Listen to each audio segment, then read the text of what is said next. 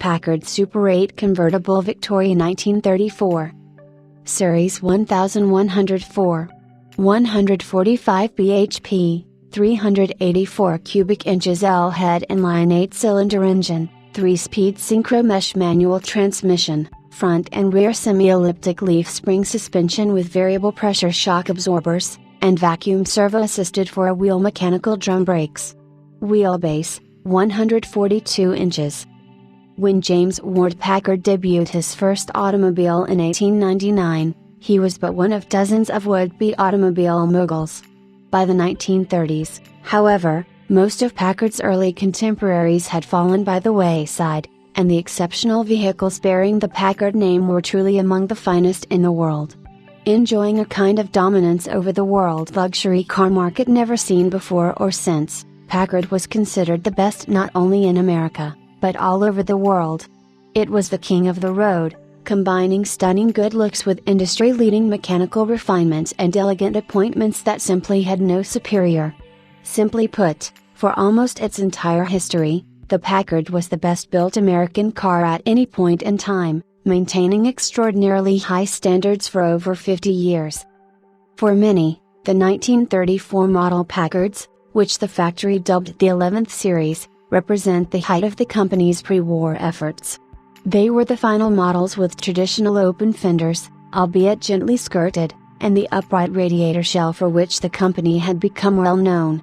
Books have been written solely about this model year Packard, and it is widely considered among the most beautiful of all classic-era production automobiles. The 11th series Packard offered here features the massive 142-inch wheelbase, 1104 Super 8 chassis on balloon-like 7.50 by 17 tires, isolating the passengers from all but the worst bumps.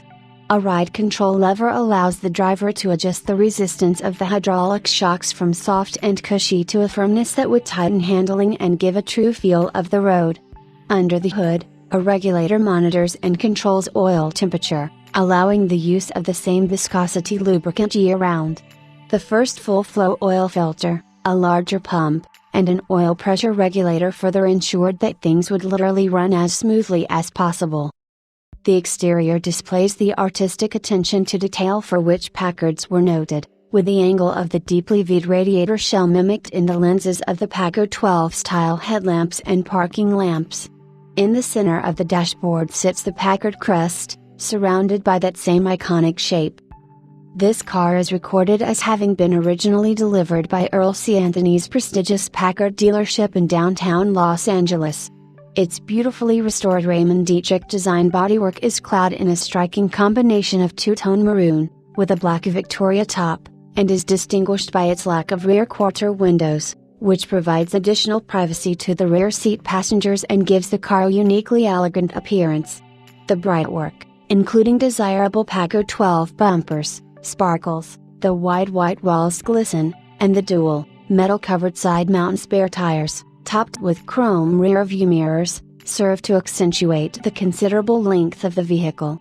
The same can be said of the rear-mounted folding luggage rack, which holds an original Packard trunk with 3 fitted suitcases. The tan leather interior is strikingly set off by a rich, burled wood trim, a 6-gauge control panel, and dual glove boxes set into either end of the wood-faced dash. Tan-cut pile wool carpeting completes the sensation of being surrounded by only the finest materials. It is a testament to the excellence of this car's restoration that, while in the ownership of Mr. and Mrs. Cugg, it was displayed at the 2009 Classic Car Club of America Grand Classic at Hickory Corners, scoring 99.75 points for a first prize in the primary production 1933 to 1936 division. The car also carries a CCCA Senior Badge, number 2905, and was proudly displayed at the Amelia Island Concours Elegance in 2009.